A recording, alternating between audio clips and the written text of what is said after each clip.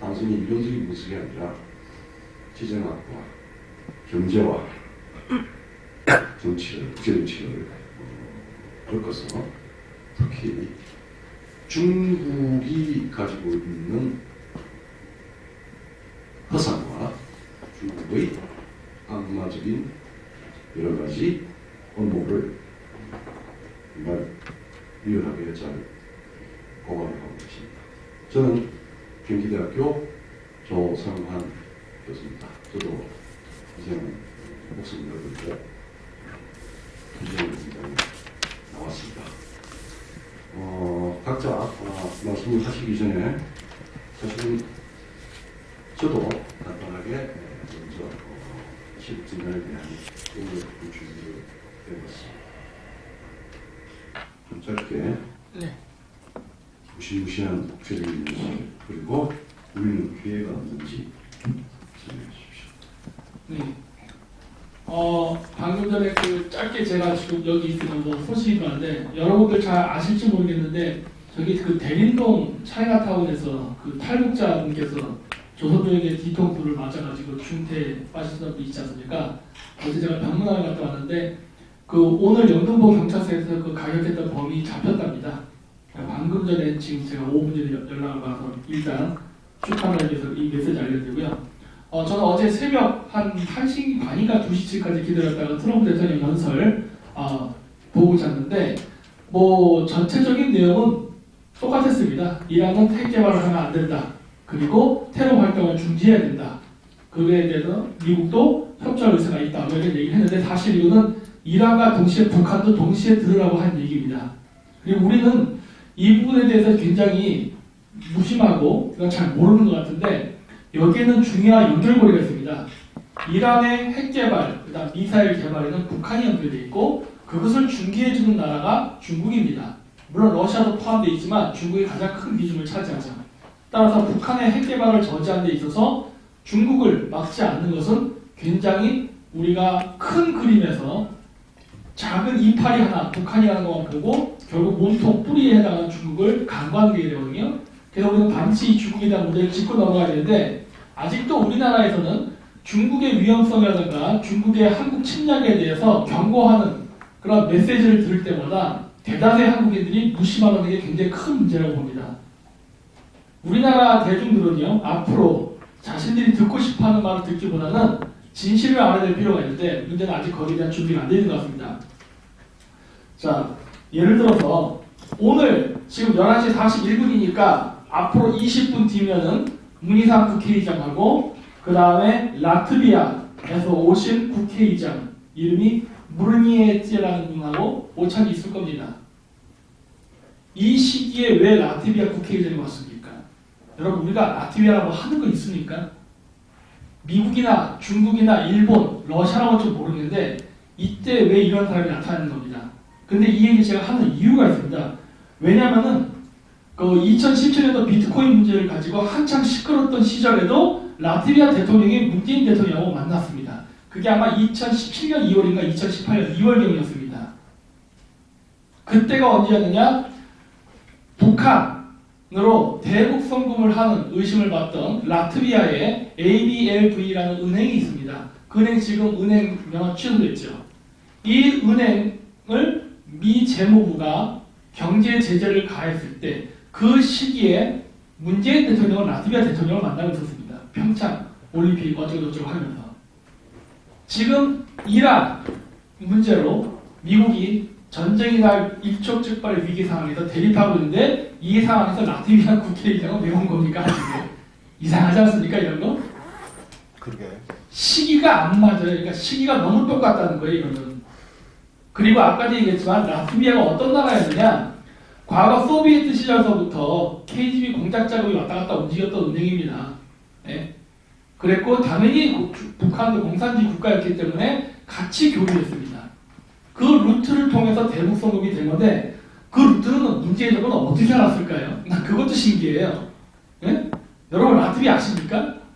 모르지 않습니까? 우리 일반인들 라트비아 알 수가 없어요. 한국인들이라면. 839. 그건 여기는 다르죠. 여기는 이제 저쪽에서 일하는 분이니까 일반인들 모른단 말이에요. 그리고 이 시기에 이런 사람들이 온다는 것 자체가 굉장히 이상하고, 미국하고 이란이 지금 이 문제, 핵개발 저지, 그 다음에 테러 활동 중지를 해나가는 이 와중에 아까 얘기했듯이만 이란에게 요청한 내용은 북한에게 요청하는 내용과 동일한 내용입니다. 왜? 이란의 무기는 북한이랑 연결되어 있기 때문에. 따라서 이란의 요구한 내용은 북한의 요구한 내용과 동일한데 왜 이 시기에 또 똑같이 2년 전에 했던 행동을 반복하냐는 겁니다. 그래서 저는 지금 이 문재인 정권의 어떤 색깔이라든가 그 정통성에 대해서 굉장히 의심을 합니다. 이 나라 지금 우리나라 그 강요들이 과연 정상적인 정치일까, 아니면 공산주의자임에도 불구하고 우리나라 민주주의 국가 정치를 위장한 어떻게 보면 간첩일 수도 있지 않을까라는 의심을 할 수밖에 없습니다. 왜 그러냐면 이번에 비록 떨어지긴 했지만 조국 법무부 장관 사모펀드 얘기 지금도 언론에 묻혀서 잘 안 나오고 있는데, 그 사모펀드 중국에서 마련해 준 거 아닙니까? 6천억의 MOU 양해각서 맺었고, 그 중국 강서성 화강 과학발전개발공사로부터 아까 얘기했지 MOU 협정을 맺고 그 다음 시작된 것입니다. 그리고 거기서 만들어진 포스링크라는 회사 인수했거든요. 그 코인링크 PE에서 만들어진 그 조국 펀드 회사에서 그 포스링크라는 회사를 인수해서 그 회사가 세톤이라는 회사를 통해 가지고 코링크라는 가상화폐 거래소를 만들었는데, 그게 2018년 9월일 겁니다 아마. 그 시점은 중국에서 가상화폐 거래가 금지된 시점하고 같은 달입니다. 중국 자본의 영향을 의해서 만들어진 조국의 사모펀드가 중국 가상화폐 거래를 위해서 같은 달 같은 시기에 만들어졌다가 과연 우연일까요? 그리고 나서부터 우리나라가 어떤 일이 발생하느냐? 우리나라가 전 세계 가상화폐 거래소 1등 국가가 됩니다. 가상화폐를 만들지도 않은 나라가 어떻게 거래는 1등을 할 수가 있습니까? 그 암호화폐 다 어디서 왔습니까? 중국에서 왔습니다. 그 중국에서 가상화폐 거래소 어디로 갔습니까? 임종석이 있지 않습니까? 아랍에미리트 왔다 갔다 했지 않습니까? 아랍에미리트 왜 갔습니까? 이란 때문에 간 거 아닙니까? 그 이란은 왜 여기에 연결되나요? 당연히 대북성공으로 연결되는 거 아니겠습니까? 이게 같은 네트워크 고리일 때 우리나라는 여기에 대해서 전혀 관심을 갖지 않는다는 거예요. 지금도 그렇고 대중은 이런 얘기를 하면은 어제 강 건너 불 건너 얘기처럼 생각하고 그저 여러분들이 좋아하시는 국내 이슈만 합니다. 맨날 조국 구속, 정경심 구속 이런 얘기만 하고 있는 거예요. 이 사건이 터지면은 문재인 정권뿐만 아니라 지금 문재인 정권 하에 꽂혔던 모든 인사들이 대대적으로 체포할 수도 있고 탄핵할 수 있는 이런 저런 무기를 안 쓴다는 거예요. 왜 안 움직이십니까?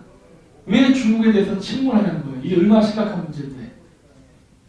그리고 이 조국 사모펀드 문제는 이걸로만 끝나는 게 아닙니다. 지금 제가 하도 많아갖고 조금씩 정리를 했는데, 지금 법무부 장관 조국이 쫓겨났다고 여러분들 승리했다고 생각하시면 안 됩니다. 지금 그 다음 대타로 나오는 사람이 추미애입니다. 추미애는 또 어떤 여자냐? 이 사람 2017년 12월 3일 날 중국 북경에서 열렸던 중국 공산당 세계 정당 대회에서 기조연설했던 여자입니다. 그거 중국 공산당 당대회예요. 근데 민주당은 거기 왜 갑니까? 민주당이 공산당입니까? 더구나 기조연설까지 했던 사람입니다. 이런 사람이 법무부 장관이 지금 되려고 하는 거예요. 조국도 문제였습니다. 조국도 친중파였지만은 추미애도 친중파예요. 그리고 조국의 사모펀드를 조사하는 사람은 윤석열 검찰총장인데요. 개인적으로 별로 좋아하지는 않습니다. 근데 어쨌든 간에 지금 조지고 있죠. 어떤 그림이 보이냐는 겁니다. 이거 숨기려고 하는 거 아니겠습니까? 얘네들은 선거 전까지 죽어도 문재인 정권이 중국과 어떤 작은 커넥션이 있다는 것을 절대 밝히지 않기 위해서 지금 철저하게 어떤 전략과 전술을 펼치는 것 같은데, 우리나라 사람들은, 특히 우파 쪽 사람들은 여기에 대해서 시선을 돌리지도 않고 전혀 관심도 갖지 않는다는 게 저는 굉장히 신기한 겁니다. 그러면서 무슨 선거를 이기려고 하는지는 이해가 안 돼요. 이런 걸 밝혀야지 뭐를 조사하는 겁니까? 정통성? 그게 뭐가 중요합니까? 전쟁은 이기면 그만인 건데, 선거는 이기면 그만인 건데. 근데 실질적인 이런 문제에 대해서 전혀 언급이 안 되고 지금 관심을 안 갖는 게 저는 정말 안타깝습니다. 지금 또 한 가지 이번에 된 걸로 알고 있는데, 정세균 씨 국무총리 이번에 된 것 같은데, 지금 아직 과정이 있는 것 같은데, 이 사람도 문제죠. 이 사람 누굽니까? 이번에 왕이가 우리나라 방문했을 때 친중 정치 인사들 한번 모여갖고 만찬하고 싶다고 했죠? 그때 참가했던 사람 중에 한 명이 정세균입니다. 이 사람이 국무총리 되겠대요.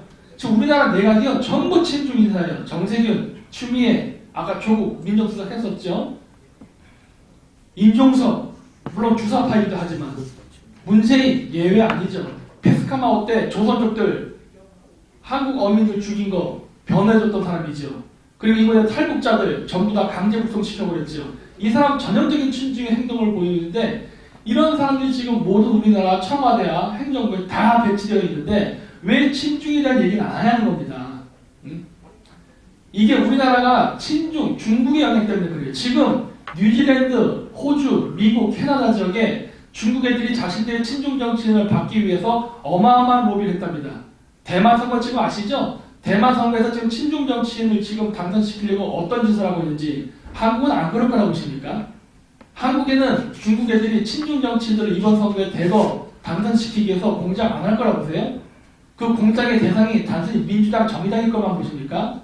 자유한국당 그 공작 대상에서 예외가 된다고 보세요? 왜 우리나라가 이게 안 될까 하는 겁니다. 따라서 저는 오늘 이 자리를 빌려서 다시 한번 말씀드리고 싶은 것은 우리나라 사람들은 지금 중국의 영향력에 대해서 반드시 인지를 하시고 여러분들이 정권을 바꾼다고 해서 세상에 오지 않습니다. 미국은 지금 중국과 전쟁을 하고 있는데 중국과 전쟁하는 이 와중에 여러분들이 생각하는 우파라는 정치인이 친중 정치인이라면 미국은 절대 한국하고 손잡지 않습니다. 네, 이상으로 마치도록 하겠습니다.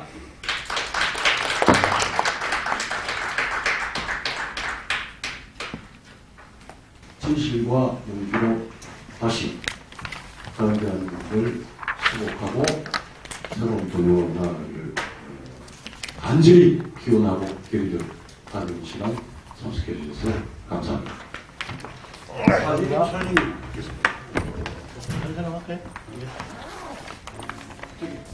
나오셔가지고 근데 그 할아버지는 굉장히 여기 단속시거든. 여기를 다시 나와다니라고 형님 사장 쳐야 하네요. 자, 수 박사님. 자, 이게 박수 좀 봐주십시오. 감사합니다.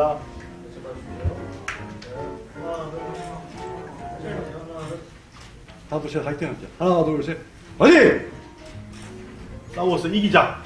싸워서 우리 자율노예 합시다. 이기자 합시다. 싸워서 이기자! 이기자!